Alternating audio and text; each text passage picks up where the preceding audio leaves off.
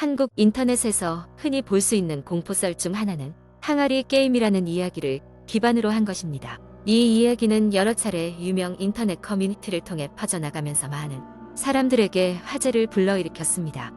여기서는 이 이야기를 바탕으로 세부 내용을 확장하여 자세하게 설명해 드리겠습니다. 몇 년 전 철수는 고향 친구들과 모처럼 만나는 자리에서 오래된 컴퓨터 게임에 대한 이야기를 듣게 되었다. 그 게임은 불특정 다수가 온라인에서 동시에 플레이할 수 있는 항아리 게임이라는 잘 알려지지 않은 게임이었다.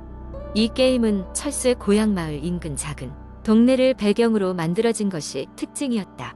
그 동네는 이미 오래전부터 기이한 사건들이 많이 발생했다고 전해지는 곳이었다.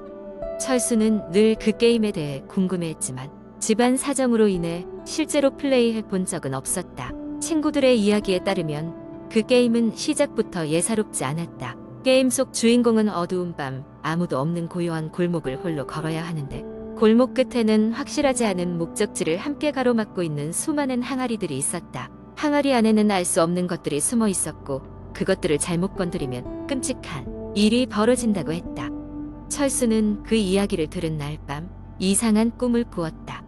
꿈에서 그는 친구들과 함께 그 골목을 걸으며 주먹이 쥐어질 정도로 긴장한 채로 항아리들을 하나둘씩 지나쳤다. 갑자기 마음에 들어오는 검은 기운과 함께 항아리들 주변에서 말로 설명하기 힘든 기분 나쁜 속삭임이 들려왔다.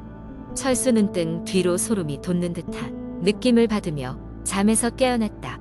그 꿈을 잊으려 애쓰던 철수는 친구들로부터 항아리 게임이 다시 인터넷에서 유행한다는 말을 들었다. 마침내 호기심을 참지 못한 철수는 집에서 낡은 노트북을 꺼내고 인터넷을 뒤져 항아리 게임을 다운로드했다. 파일 크기가 작고 설치도 빠르게 끝났다. 이제 진짜로 그 게임 속으로 들어갈 시간이 되었다. 첫 화면은 친구들이 말하던 대로 시골 마을의 오래된 골목이었다. 화면에는 다른 플레이어들의 캐릭터가 흩어져 있었고 모두가 항아리들을 향해 조용히 조사하고 있었다.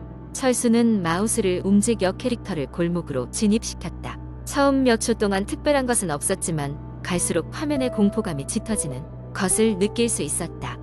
조금 더 깊이 들어가자 다른 플레이어가 하나의 항아리를 열었다. 갑자기 스크린이 깜빡이며 캐릭터가 픽셀화된 채로 그 자리에서 사라졌다. 채팅창에는 놓친 자의 저주가 그대의 뒤에 있다라는 문장이 반복적으로 나타났다. 철수는 심장이 쿵쾅거리며 긴장감을 주체할 수 없었다. 주변의 다른 플레이어들도 하나둘 항아리를 열기 시작했고 그때마다 게임 속 상황은 점점 더 기괴해졌다. 화면에 먼지가 날리며 어둠 속에서 섬뜩한 울음소리가 들려왔다. 철수는 게임 속 커다란 나무 근처에서 벗어날 수가 없었다. 특별히 박지 않은 자막으로 돌아가라는 경고가 계속해서 나타나자 그제서야 철수는 이 게임이 단순한 게임 그 이상일지도 모른다는 생각이 들었다. 철수는 항아리 게임을 망설이며 계속 플레이할 수밖에 없었다. 몇몇 항아리는 열 수 있었지만 그럴 때마다 현실과 게임의 경계가 무너지는 듯한 착각이 들었다. 그는 게임을 플레이하면 할수록 자신과 게임 속 캐릭터가 묘하게 연결되어 있는 느낌을 받았다. 그의 현실 세계에서도 기묘한 소리가 들려오기 시작했다. 마치 항아리 속에서 들려오는 소리와 비슷한 울림이었다. 종일 악몽 같은 하루가 끝나고 철수는 게임 속에서 마침내 마주하게 되는 마지막 항아리에 다가섰다. 그 항아리를 열면 이 모든 것이 끝날이란 믿음 하나로 그는 두 손을 마우스에 올렸다. 그리고 천천히 항아리를 열었다. 순간 스크린은 하얗게 변했고 컴퓨터는 자동으로 꺼졌다. 철수는 놀라 몇 차례 다시 전원을 켜보려 했지만 더 이상 컴퓨터는 작동하지 않았다. 그 후로 철수는 더 이상 그 게임을 다시 찾을 수가 없었다. 친구들도 마침내 더 이상 그 게임의 존재를 믿지 않는 듯했다. 그러나 그날 이후에도 철수는 그날 밤 항아리 속의 소리를 종종 환청처럼 듣곤 했다. 오래된 흉가 같은 골목길을 지나치기만 해도 그날의 기억이 되살아나면서 그의 귓가에는 다시 속삭임이 들려왔다. 그렇게 철수와 항아리 게임의 이야기는 정확히 어떤 결론을 맺지 못한 채 사람들의 입을 통해 먼 길을 돌아 여전히 전해져 내려오고 있다. 그리고 언젠가 또 다른 누군가가 그 게임을 발견하게 되면 같은 이야기가 반복될 것이라는 예감이 든다. 항아리 게임은 마치 저주처럼 철수와 그의 주변에 남아있는 것처럼 말이다. 두 번째 이야기. 어느 작은 시골 마을. 필자가 겪은 실제 이야기를 여러분과 나누고자 한다. 나는 평소 도시에서 바쁘게 생활하다가 잠시나마 고요함을 만끽하고자 시골에 내려가기로 했다. 환경이 변하면 생각도 정리될 것 같았고 어릴 적 추억이 깃든 할머니 집을 방문하기로 했다. 도착하던 날 저녁 오래된 가족 사진들을 보며 할머니와 함께 웃는 시간을 가졌다. 사진 속 할머니의 젊은 모습과 그리운 가족들이 내게로 다가오는 듯했다. 그러다 문득 낯선 이와 함께 찍은 사진 한 장이 발견되었다. 나는 그 사진의 인물이 누구인지 여쭤봤다. 그러나 할머니는 다소 어두운 표정으로 그 질문을 회피하셨다. 나는 별 생각 없이 대화를 다른 주제로 돌렸다. 그날 밤 나는 이상한 꿈을 꾸기 시작했다. 낯선 숲속을 헤매던 중 반쯤 부서진 작은 집을 발견했다. 집을 조사하러 들어갔을 때 거기서 그 사진 속 인물을 본 것 같았다. 그는 나를 향해 의미심장한 미소를 지었다. 그 순간 식은땀이 흐르며 꿈에서 깨어났다. 며칠이 지나면서도 비슷한 꿈은 계속되었다. 그 꿈 속에서 나는 매번 그 남자에게 가까이 다가가려고 하지만 두려움에 발이 떨어지지 않았다. 한밤중에 반복적으로 같은 꿈을 꾸는 경험은 나를 점점 지치게 했다. 결국 할머니께 다시 물어보기로 결심했다. 그제야 할머니는 억눌렀던 기억을 털어놓기 시작하셨다. 그 남자는 할머니가 아주 어렸을 적 이웃 마을에 살던 영수라는 사람이라 했다. 영수는 마을 사람들 사이에서 조용하고 괴짜 같은 사람으로 알려져 있었는데 어느 날 갑자기 실종되었다고 한다. 수많은 수색에도 불구하고 그의 흔적은 영영 찾지 못했다고 했다. 이야기를 들은 후 그 사진을 다시 찾아보려 했지만 이상하게도 사라지고 없었다. 사진을 찾으려고 온 집안을 뒤졌지만 헛수고였다. 그날 밤 꿈속에서 다시 나는 그 숲을 걸었다. 이번에는 이상한 끌림에 못 이겨 미소 짓고 있는 그 남자에게 한 발짝 다가갔다. 갑자기 주변 풍경이 흐려지며 함께 스쳐 지나가던 수많은 얼굴들이 보였다. 그 중엔 내가 모르는 많은 사람들, 그리고 알아볼 수 없는 무언가들이 나를 향해 손을 뻗고 있었다. 비명소리와 조롱이 뒤섞인 음정 높은 소리가 나를 에워쌌다. 아침에 깨어난 나는 이상하게도 그 꿈이 두려움보다는 어떤 해결해야 할 미스터리처럼 느껴졌다. 할머니께서는 내가 그 남자의 꿈을 꿨다는 이야기에 매우 놀라시며 하늘이 너에게 뭔가 전하려는 걸지도 모르겠다 라고 말씀하셨다. 나는 대담한 결심을 하고 그 꿈속 작은 집을 찾아 실제로 숲으로 들어가 보기로 했다. 오래된 기억과 직감에 의존해 어릴 적 자주 놀던 숲으로 향했다. 그리고 믿기 어렵겠지만 꿈속에서 보았던 그 집이 숲 깊숙한 곳에 실제로 존재했다. 주위는 으스스할 만큼 고요했다. 누구도 오랜 세월 이곳을 찾지 않은 것 같은 도저한 정적이 감돌았다. 집 안으로 들어선 순간 나는 그 사진 속 남자의 유령 같은 형체를 눈으로 직접 볼 수 있었다. 그는 여전히 그 미소를 잃지 않고 나를 바라보며 말했다. 드디어 날 보러 와줬구나. 그 순간 주변의 모든 것이 밝아졌다.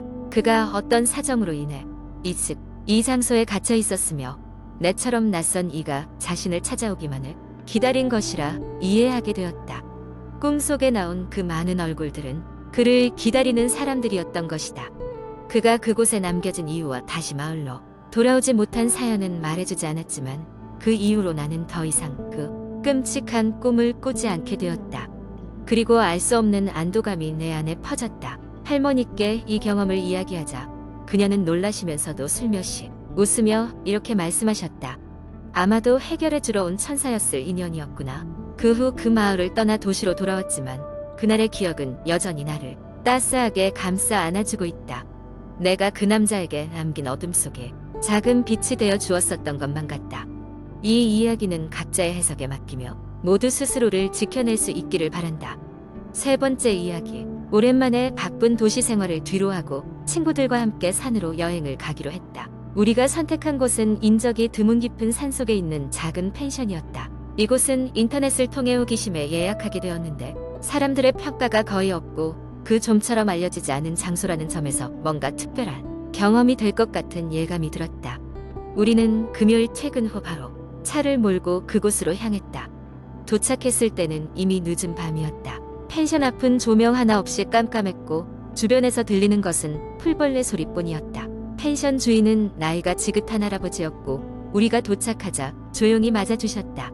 특별히 친절하지도 무뚝뚝하지도 않은 그냥 무표정하게 손님을 맞는 느낌이었다. 방에 들어가 짐을 풀고 나니 우리는 저녁 식사가 필요했다. 펜션에서는 시설 사용에 제한이 있었기에 바로 요리를 할 수 있는 상황은 아니었다. 할아버지께 저녁 식사를 할 수 있는 방법을 물어보았더니 마을 근처에 있는 작은 식당을 알려주시며 그곳까지 가는 길을 설명해 주셨다. 우리 셋은 펜션에서 차로 약 10분 거리의 식당으로 이동했다. 식당은 예상보다 훨씬 허름한 외관이었다.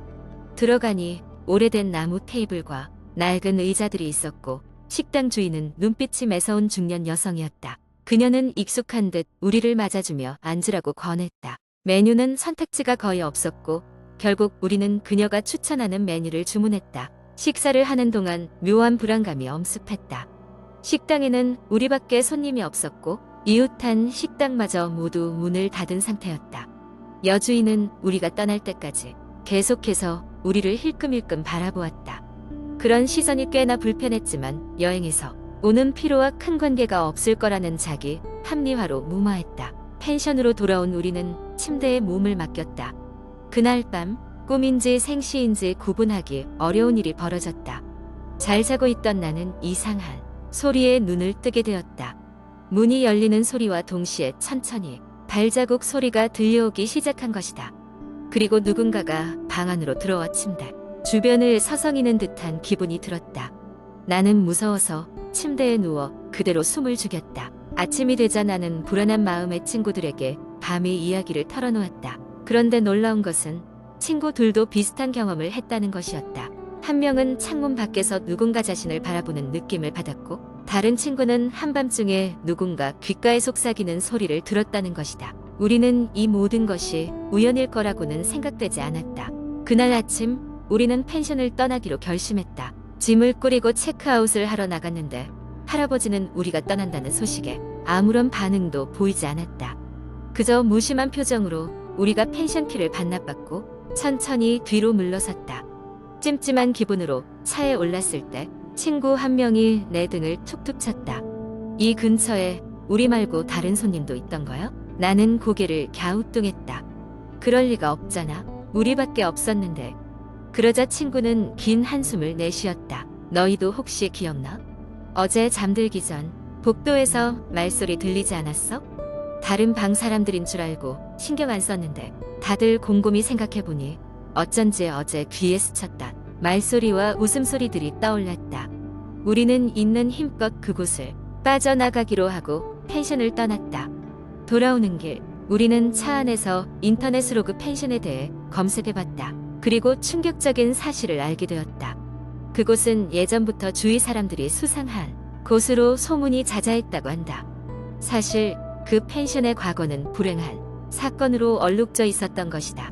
몇 해 전 그 펜션에서 보일러 폭발 사고로 여러 명이 목숨을 잃은 일이 있었다는 기록이 남겨져 있었다. 그 후로 그곳에서는 이상한 일이 자주 일어나면서 주민들도 잘 찾지 않는 장소가 되어버렸던 것이다. 주변에서는 때때로 그곳에서 웃음소리가 들리고 난다는 소문도 떠돌고 있었다. 우리는 더 이상의 여행 계획은 포기하고 그 길로 다시 도시로 복귀했다. 시간이 흐른 지금도 그날의 경험이 무언가 초자연적인 현상이었는지 아니면 그저 피곤해서 생긴 환상이었는지는 알 수 없다. 하지만 그 산속 여행의 기억은 우리의 인생에서 결코 잊을 수 없는 공포의 밤으로 자리 잡았다.